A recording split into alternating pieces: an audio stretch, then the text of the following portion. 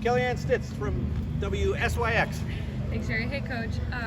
Did Tyleek practice today, and if so, how did he look? Yeah, he did. He practiced today and did okay. So I'll talk to Sean here and see how he does in the morning. But he was out there today, which was great to see, and he had a good day. Stephen Means, Cleveland.com. Right. Jeremiah, obviously, what he's been able to do as a freshman, but just overall, it just seems like there's some freshmen around the country who have been making plays.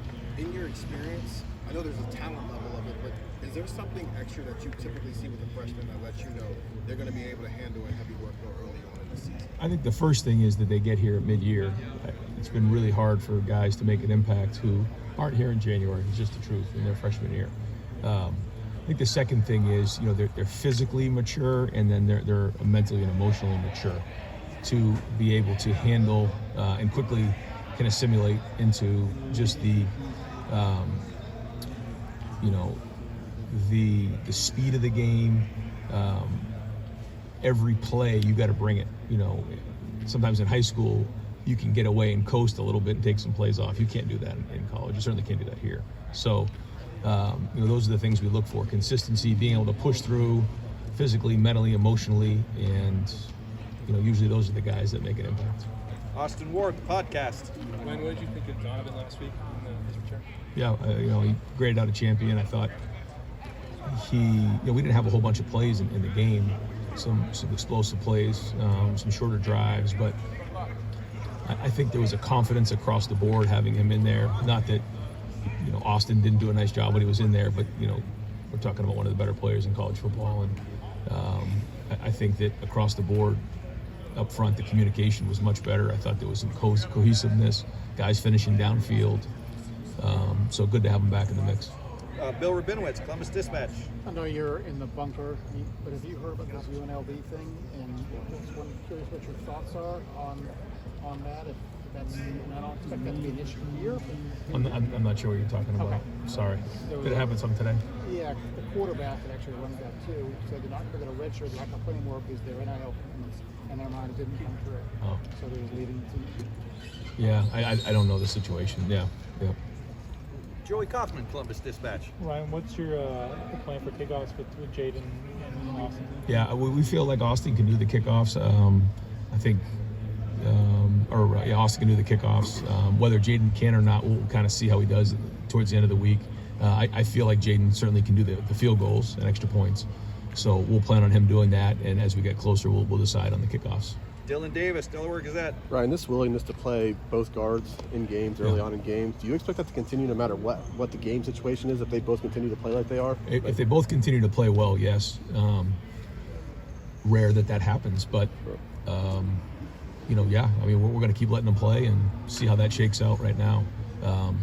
I think it's a good thing. I remember 1 year at Boston College we did this, and when you had a younger guy, a little bit of inexperience, you were able to kind of give them a little bit of a deep breath for a series, and we found that to be beneficial. One of the questions is, well, do they get in the flow of the game? The one thing about having the tablets and being able to watch the last series up there, exactly what happened in terms of the blitz patterns and some of the things that are going on, I think that's helpful. So we'll keep pushing forward on it and see where it takes us, but we want to keep playing these guys who deserve to play, and I think both of them right now deserve to. Bill Landis, Kings of the North. Right, we saw that stiff arm from Travion on his long run. It just seems sort of generally like he and Quinshon, and even James when he gets out there, they're just really physical at the second level, like making sure they're actually getting through those defenders. Is that any kind of emphasis for those guys this year as you try to bring the run game along? I mean, it's always an emphasis, but I think you can just see, they all kind of want to bring that, and it's contagious in the room. I think Carlos does a great job, in his individual, the way that he approaches every day, the mentality and mindset that he coaches with in that room, and so I think it's contagious, and guys are pushing each other, and they see somebody break one, or they see someone run for a hard 3 or 4, and they see someone pick something up in pass protection. They want to do the same thing, and they have pride in that. So it's a good start, but we want to continue to see them improve as the season goes on, but encouraging to see them running hard. Spencer Holbrook, Letterman Row. We saw Brandon put one on the turf on that punt, but then get a second chance right away. What goes into allowing a guy to make that mistake and rebound from it that quickly? Yeah. And he just gets a second chance, and what does it say about him that you guys trusted him to put him right back out? You know, in that moment, we go off what we see in practice. That's the first thing. You know, when you see it over and over again in practice, where you know, somebody is reliable, accountable. We see it in the off season. You know, some of the decisions that we make on whether guys have an opportunity is what happens in the off season. And you know, are they gold with Mick in the weight room? Do they show accountability every day, or are they somebody that, you know, maybe, you know, has had some misses or is not accountable? That's the first thing. Then you look for it in practice. Obviously, you know, what are they doing in practice? And you know, I think that you know, the sun was kind of set like right in his vision there, and he had a hard time with that. And so we have confidence, you know, that he can do that. And so I never really batted an eye. I asked him what happened. I said, did it cut up in the wind? He said, no. You know, it was the sun. And so you know, we kind of went with him, and we have confidence he'll do a great job. Tony Girdman, Buckeye Huddle. Ryan, when we talked to Will yesterday, you seemed pretty excited or anxious to show people his running ability. Now that you're getting into that portion of the schedule where we might see it more, what's the messaging to him about that right now?